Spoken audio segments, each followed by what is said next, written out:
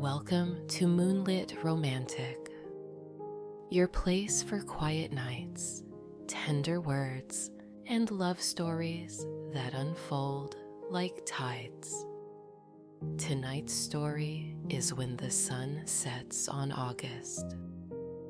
One last summer in a sleepy coastal town, a young woman helps at her aunt's beach cafe, counting down the days until the city calls her back. But then she meets a lifeguard whose heart belongs to the shoreline. And together they must decide if love can span two different shores when September is just around the corner. So let the evening settle in, let the waves find their rhythm, and let the story begin. Chapter 1, The First Morning. The sun was barely above the horizon when Lila Bennett stepped onto the deck of her aunt's beach cafe. The boards were warm with the memory of yesterday's heat, the air heavy with the mingled scents of coffee, salt, and the faint sweetness of cinnamon from the early morning batch of pastries cooling in the kitchen. Her aunt had left her a note: out at the market, you've got the opening shift and a key tucked under the register. Lila took a deep breath of the sea air, reminding herself this was supposed to be easy. One last summer, one last stretch of mornings like this, before the city claimed her for good. She moved through the familiar rhythm. Lights on, chairs down, pastry case filled, coffee brewing. Outside, the gulls wheeled and called, their cries sharp and bright against the steady hush of the waves. She'd grown up with that sound as her morning alarm, but after years at school in the city, it felt like a song she'd half forgotten. By the time the first customer wandered in, a local fisherman named Ed, with weathered hands and a grin as easy as the tide, Lila had found her pace. She poured his coffee just the way he liked it, slid a blueberry muffin across the counter, and listened as he talked about the storm they were expecting later in the week. It wasn't until the bell above the door chimed again that her attention caught on something, or rather someone, different. He was tall, with sun-browned skin, and hair a shade lighter than sand, still damp, as if he'd just come from the ocean. A lifeguard's whistle hung from a cord around his neck, glinting in the morning light. He moved with the kind of ease that came from knowing he belonged somewhere. "Morning," he said, stepping up to the counter. "Morning," Lila replied, tucking a strand of hair behind her ear. "What can I get you?" He glanced at the chalkboard menu, though she had the sense he already knew. Large black coffee, and whatever's best from the pastry case. That would be the cinnamon twists, fresh out of the oven. "I'll take one," he said, his mouth tipping into a smile. Luke Turner, by the way. The name landed with a faint jolt. She knew it, though not personally. Small towns had a way of keeping everyone on the fringes of each other's stories. Lila Bennett. His brow lifted. Bennett, like the café. "My aunt owns it. I'm just helping out for the summer." He accepted the coffee and pastry, his fingers brushing hers briefly as she handed them over. "Then I guess I'll be seeing a lot of you." The remark was casual, but there was something in the way he said it, light, almost teasing, that lingered as he left. Through the window, she watched him walk down toward the lifeguard stand. his stride long and sure. The morning rush came and went, a blend of locals and tourists drifting through. Lila found herself glancing toward the beach more often than she meant to, catching glimpses of Luke's red lifeguard chair against the pale sand. He seemed to be scanning the water one moment, laughing with a group of kids, building sandcastles the next. By midday, the heat had thickened and the scent of sunscreen mingled with the salty breeze. When Luke returned for a refill, he leaned on the counter like they'd been having conversations for years. "So, law school," he said, as though he'd plucked the fact straight from the air. She blinked.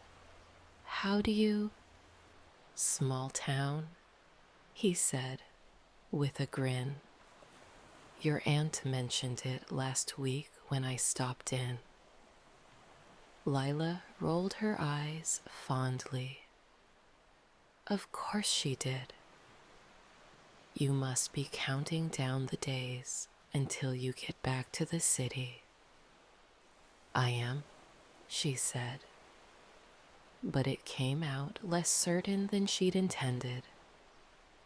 He tilted his head, studying her with that lifeguard's watchfulness, the kind that seemed to take in more than you said. "Funny, you don't look like you're in a hurry to leave." Before she could answer, a new customer came in, and Luke stepped aside with a nod. But his words stayed with her, threading through the rest of her shift. That evening, after the café closed, Lila walked down to the pier. The boards creaked softly under her sandals, the sky painted in shades of rose and gold. At the end of the pier, the water stretched wide and glittering, the tide rolling in gentle swells.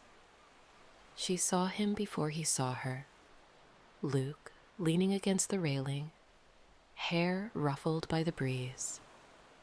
He turned at the sound of her steps, and a slow smile spread across his face. "Couldn't stay away from the view?" he asked. "Something like that," she replied, joining him at the railing. For a while they just stood there, the air between them easy, the silence companionable. The horizon darkened, the first stars pricking through. Lila felt the weight of the city and its deadlines fade, replaced by the rhythmic hush of the waves. And somewhere, deep down, she realized this last summer might turn out to be more complicated than she'd planned. If you'd like, I can move right into Chapter 2. Between tides, where their mornings start to intertwine, and the first undercurrent of what happens in September quietly begins. Chapter 2, Between Tides. Lila learned the beach's morning habits, the way you learn a favorite song, verse by verse, breath by breath. Before the sun had fully gathered itself, she carried a tray down the wooden steps from the café, past the dune grass that whispered like gossip, and crossed the cool sand to the lifeguard stand. The tray held 2 cups, her aunt's strong house blend for Luke, and a lighter roast for herself with a hint of vanilla that tasted like old summers. Luke was already there most mornings, a crimson stripe in the early light, scanning the water with an attentiveness that softened the longer she watched it. He waved as she approached, climbing down the few rungs to meet her. The gulls had not yet begun their bickering. The waves breathed in patience.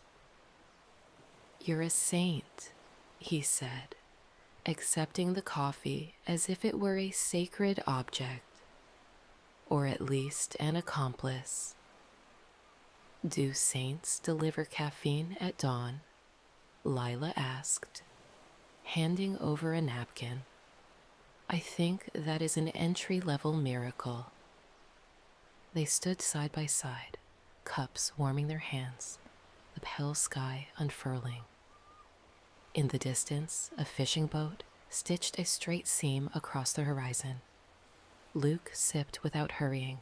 Law school starts in September, he said, as if remarking on the tides. What are you most excited for? Lila considered. It would have been easy to say everything: the libraries, the cadence of arguments, the sense of purpose. But this summer had taught her to give slower answers. Learning how to use my voice, she said at last. Not to win necessarily, to understand.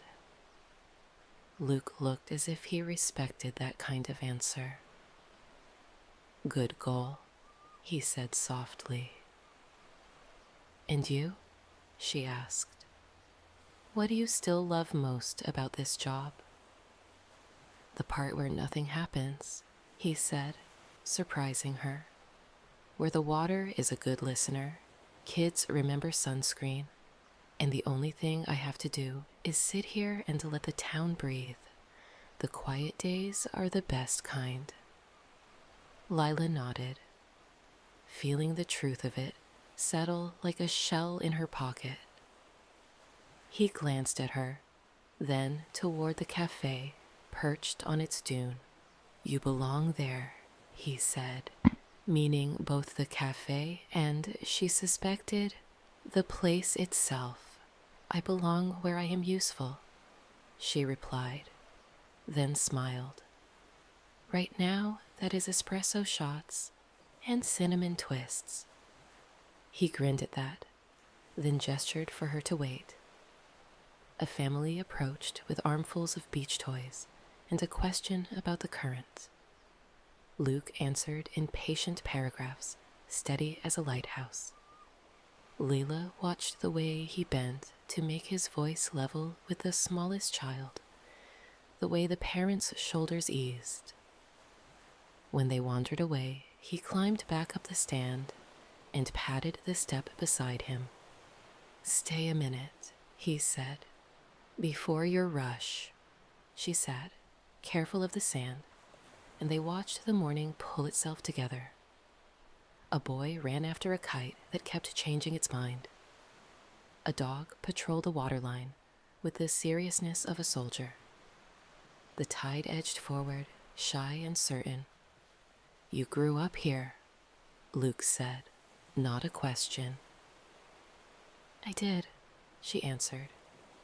I used to ride my bike to the pier with a book in the basket and a donut hidden under it like contraband. I thought this town was the whole world. What changed?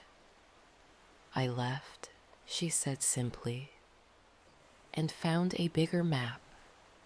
But maps are dangerous. They make everything new look necessary. He hummed in agreement, and for a moment they did not need words. Then she slid down from the stand. If I do not open on time, my aunt will pretend she is not disappointed and then feed me extra cake as punishment, she said. Cruel, he said gravely. Take a cookie for protection. He passed her the last of the shortbread from his pocket, wrapped in a napkin with a drawing on it. A tiny lifeguard chair, sketched in a few shore lines. Did you draw this? She asked, surprised. He shrugged, suddenly shy. Helps pass the time. It is good, she said, folding the napkin carefully. That felt like something to keep. The days gathered themselves into a sequence Lila could trace by the smell of the air and the way the horizon wore its light. Mornings began with coffee and check-ins, afternoons with laughter and sunscreen and the size of umbrellas, opening like patient flowers. Sometimes Luke waved her over during her break to share a peach cut with a pocket knife. Sometimes she carried a basket of scones down to the stand when a breeze picked up and turned the beach into a city of goosebumps. Their conversations were a tide, coming in with jokes about tourists who built palaces and forgot doorways, pulling back into quieter talk about why Luke's whistle sometimes felt heavier around his neck. He never dramatized. If anything, he gentled the edges. Once, he said one evening as they walked the pier while the sky practiced being gold, I thought I would leave. Took a job 2 states north with a company that manages waterfront developments. Good money, good title, the kind of job that impresses people at holiday parties. Why did you come back? She asked, already hearing the answer in the measured way he told it. He tipped his head toward the water. Because the day I left, a rip current took a swimmer. They were fine. The next guard did everything right. But I was not here. The town still breathed, the tide still moved, but my absence felt noisy. I am not saying it was rational, just that I heard something, and that something sounded like my name. Lila let that settle. The pier boards creaked under their steps. A pelican skimmed the surface like a blessing. So you made a promise, she said, not unkindly. I did, he replied, to be the person who stays. And I made one to be the person who goes, she said, half to herself. They reached the end of the pier, where the rail held 1,000 initials scratched with pocket knives. The sun thought about slipping under the water and decided to take its time. What if those promises are not enemies? Luke asked. What if they are 2 good truths in need of a bridge? Lila turned that over in her mind as if it were a smooth stone. Bridges are expensive, she said, but she was smiling. And sometimes they are worth building. He leaned his elbows on the rail, looking out. I like expensive things that last. She had no chart for what they were drawing between them, but she recognized an honest line when she saw one. When they parted, the evening had the crispness of a page turned without hurry. He walked back along the pier, easy in his stride. She watched until the crowd blurred him into color, and then carried his sentence home like a folded letter. At the café, her aunt was frosting a cake that wore sugared lemon slices like moons. How is our beach? Her aunt asked, eyes kind, voice casual. Breathing, Lila said, and learning to speak. Her aunt nodded as if that were an entirely appropriate report. Good. Take a slice with you when you close. There is always a test tomorrow. Lila fell asleep. With the window open, the hush of waves borrowing her breath and giving it back in gentler shape. Outside, August kept her slow promises.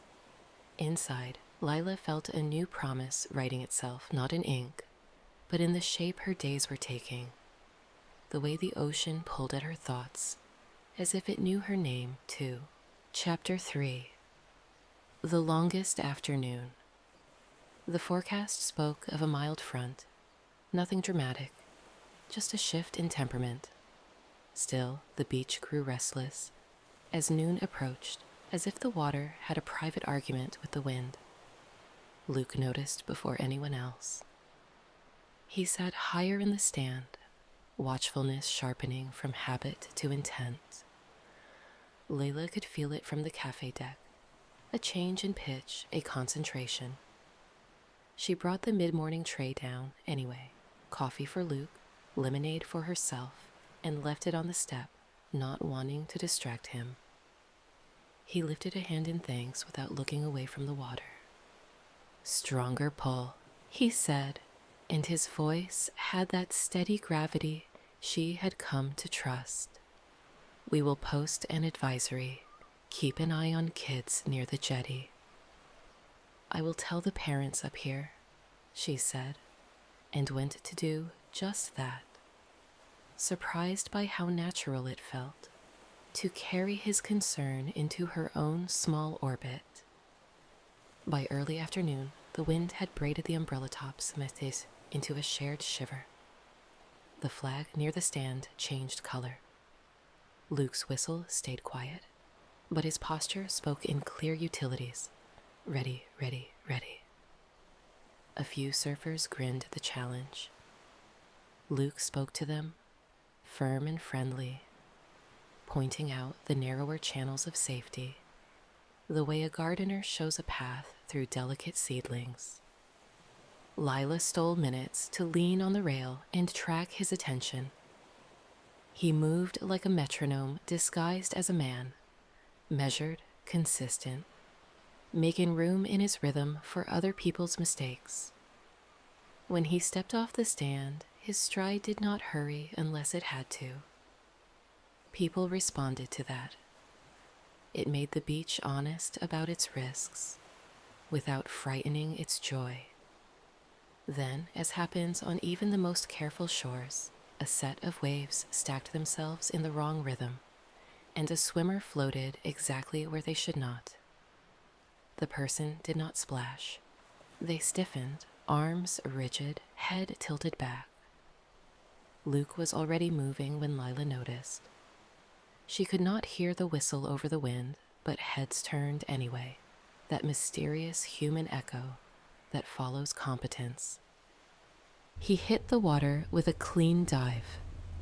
The current tugged angry and low, but Luke had the look of someone who had rehearsed this scene 1,000 times without ever growing casual. By the time Layla's breath hurt from forgetting to breathe, he had one arm around the swimmer's chest and his other sweeping the water in deliberate strokes. The ocean argued, he negotiated, the shore agreed to help. When he brought the swimmer to the shallows, others appeared like punctuation. Another guard, 2 beachgoers with towels, a parent whose gratitude soaked the air like new rain. The swimmer coughed, cried, then laughed in the hiccuping way relief sounds when it is still learning it is allowed. Luke smiled and spoke softly, kneeling so that his eyes were level with the pair he had returned.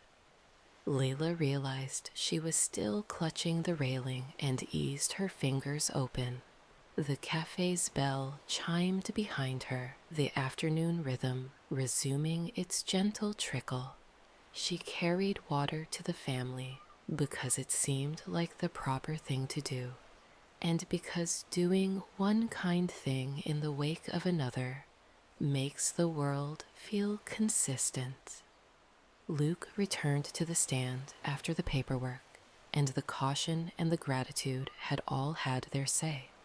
He moved slower, not with exhaustion, but with the weight that follows real work. Lila set a fresh bottle of water on the lowest step and a cookie beside it, because cookies were a language that did not need much grammar. He ate it without show. When the sun finally slid down to a friendlier angle and the beach exhaled, he climbed down and walked with Lila to the pier in steps calibrated to the length of a good silence. "I hate every story like that," he said quietly when they reached the end, where the water took an honest breath, even when they end right. "They ended right because of you," Lila said. "I know that is partly true," he replied. "I also know the ocean is stronger than my pride." They leaned on the rail. A heron lifted from a piling, legs trailing like carelessness that had learned discipline. Lila glanced at Luke's hands, the small, salt-whitened lines at his knuckles, the way his fingers curled around the wood as if asking it to listen. I read case studies, she said, about negligence, duty of care, the way one small choice builds a bridge to another. It can make the world feel like a diagram. And does that help? He asked, not mocking. Sometimes, she answered. Sometimes it makes me forget there are people on the pages. That is why the beach is good medicine, he said. It refuses to be a diagram. They watched the water rearrange itself into a gentler alphabet. After a time, he told her the rest of the earlier story, the one about leaving and promising to stay. I drove north, he said, the words unadorned. Apartment, orientation, a good coat for real winters. My friend Ben took my shift the day I left. He is better than I am in a rip. He makes decisions faster. But when the call came and I was not here, it sounded different in my chest. The swimmer was fine, because Ben is good. I came home anyway. Lila listened without reaching for a moral. Not every story needed one. Some needed only a place to rest. Thank you for telling me, she said. Thank you for bringing water, he answered, smiling a little, and the exchange felt both ordinary and ceremonial. As they turned back, the pier held a scattering of people, trying on dusk like a new sweater. A couple took pictures of the sky, and then of each other. An older man in a hat that had seen better summers fed crumbs to bold gulls and laughed when they pretended to be offended. Layla tucked herself into the seam of town and tied, and found that the day's long thread had tied a knot somewhere gentle. At the café, her aunt was filling salt shakers and humming a tune that did not apologize for repeating itself. So, her aunt said, "How is August treating you?" "Kindly," Lila said, "and with opinions." Her aunt chuckled. "That is its nature." That night, Lila wrote in a notebook she had not used in months. She did not make a list or a case or even a plan. She wrote 2 names and drew a small bridge between them, then shaded the space around it with waves. Outside, the water turned on its other side and fell asleep again, and the town followed its lead. Inside, Lila slept as if the ocean were counting for her. Chapter 4. When the sun sets on August. The calendar in the kitchen wore crooked magnets and a circle around the first Monday in September. Each day, Lila crossed off felt like a bead sliding on a string. Click, click, the quiet insistence of time. The café grew a little busier, then quieter, then busier again, as if the whole town could not decide how to say goodbye to summer. On a morning that smelled like salt and clean cotton, an email arrived with a polite subject line and a serious heart, a position offered by a firm in the city for weekend research ahead of classes. It was the kind of opportunity she had trained herself to recognize and accept without pause. She stared at the screen, aware of how quickly her older reflex would sign yes and sprint. She closed the laptop instead. She carried coffee to the stand. Luke accepted it with a small tilt of gratitude and the faintest crease between his brows that said he could read more in her quiet than she had meant to show. Trouble? he asked. Choice, she said. His mouth tugged. Those can be the same, she told him as the beach stretched and yawned into day, about the firm, about the schedule, about how the train would make the weekends possible, but not restful. She told him how the offer had once felt like a door and now looked a little like a tunnel. What does your voice say? He asked, returning her own phrase to her gently. That I should be brave, she said, but I am not sure whether bravery looks like going or like staying softer. He sat with that. Sometimes bravery is deciding to carry less weight so you can carry it longer, he said. She laughed softly. The lifeguard version of courage. The only one I know well, he admitted. They did not solve it by noon. There is kindness in letting some decisions rest under a damp cloth rising at their own pace. Lila worked the lunch rush. Luke kept the shore honest. In the afternoon, her aunt sent her out with a tray to the boardwalk for the musicians who were practicing for the end of summer concert. Music made the air feel as if it had learned better manners. At sunset, with a sky the color of soft peaches, the town drifted toward the pier as if summoned. It was tradition. One last evening where nobody pretended the season was not closing, and nobody hurried it either. The brass band from the high school played a handful of songs they knew too well, and one they did not yet, endearing each to the other. Parents held small shoulders. Teenagers loitered with intent. The mayor spoke for exactly as long as people could pretend to be listening, and then stopped. Lila found Luke by the railing, where they had watched a pelican test the line between grace and gravity. He leaned a little, a posture that belonged as much to contentment as to fatigue. I think I know, she said, without preamble, because when the day is short, the sentences should be honest. I think I will keep the offer if I can keep it smaller.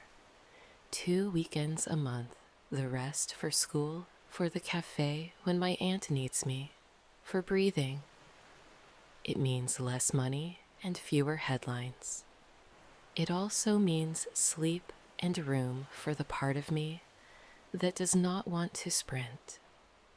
Luke looked at her as if she had stepped into a light she had found for herself. Sounds like a careful promise, he said. To myself, she answered. And to the town, he added, glancing at the water. Maybe, she allowed. And if the firm says no to balance, then I will say no to the firm. There will be other doors. He nodded, satisfied. And what of us? His tone did not flinch from the word, but held it like a shell worth examining. Lila rested her forearms on the rail. The band shifted to a song that belonged to bonfires and first kisses and last dances. The sun performed its familiar magic trick.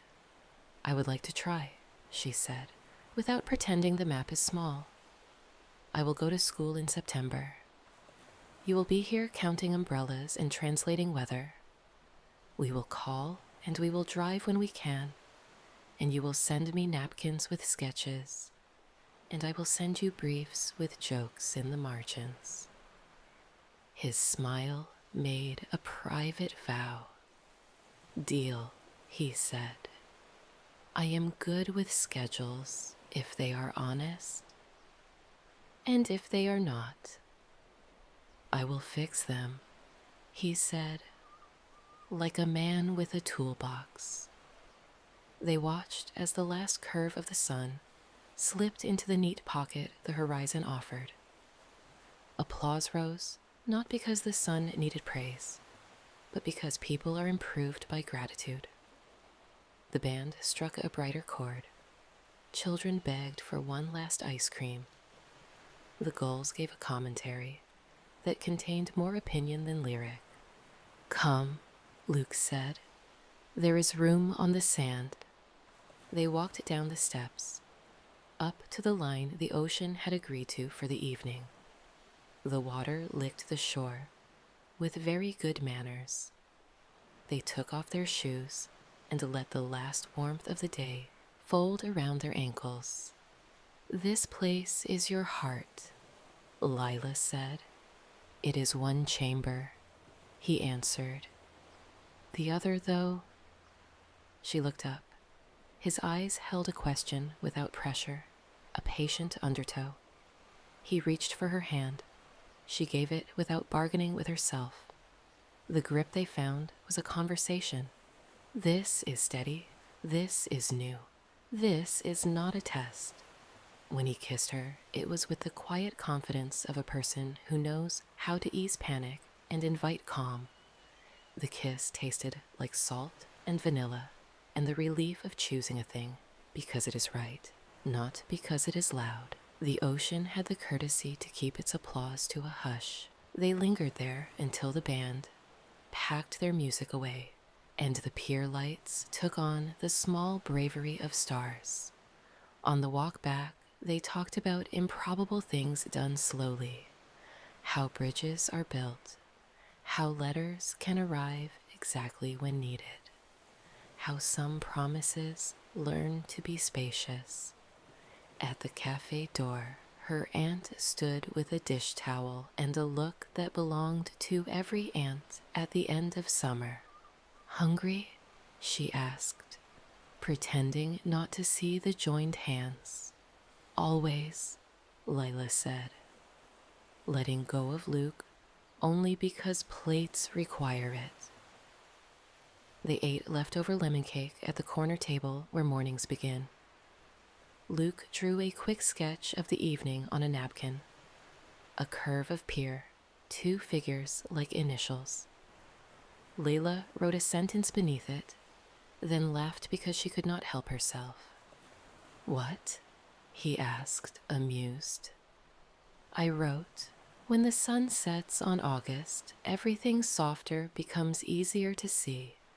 It sounds like a line from a brochure." "It sounds like your voice," he said. "Keep it." So she did, tucking the napkin into her notebook, next to the bridge she had drawn days earlier. The 2 images sat kindly beside each other, as if they had always planned to share a page. Later, at the door, they practiced the art of leaving without leaving everything. Luke kissed her cheek, then her mouth, then the place between, as if learning a route. "September," he said. "September," she echoed. "Call me when the gulls are rude." "They are always rude," he said solemnly. "So I will call often." "And I will answer," she promised. She watched him walk down the quiet street, then went to the window above the sink where soap bubbles wore the last of the light. Her aunt took the dish towel gently from her hands and set it aside. "You look like the end of a good poem," her aunt observed. "Is there any other kind?" Lila asked. "There are all kinds," her aunt said. "But I prefer the ones that make room at the table." Lila slept with the window open that night, and the ocean agreed to be in her dream without boasting. In the morning, she would write her reply to the firm, with conditions that felt like kindness to a future self. She would meet Luke at the stand with coffee and a small paper bag that held 2 slices of lemon cake. Because breakfast can be sweet when a town has earned it, she would stand on the cafe deck and watch September arrive, not as an ending to outrun, but as a doorway to choose. And when the sun set on August, the town applauded politely. The ocean kept its wise counsel, and two hearts that had thought their shores were fixed learned how to chart a line between them. Not a straight line, not an easy one, but one that understood the tides and planned for weather, and trusted that some bridges are strongest when they sway. The end. Thank you for listening to Moonlit Romantic. When the last day of August faded, they learned that goodbyes can be gentle, and that some promises are worth the bridges they require. If when the sun sets on August touched your heart, please like, subscribe, and share this story with someone who believes that love is worth holding on to. Even when the season changes. Until next time, sleep softly, dream deeply, and remember, every ending can be a doorway if you choose to step through together.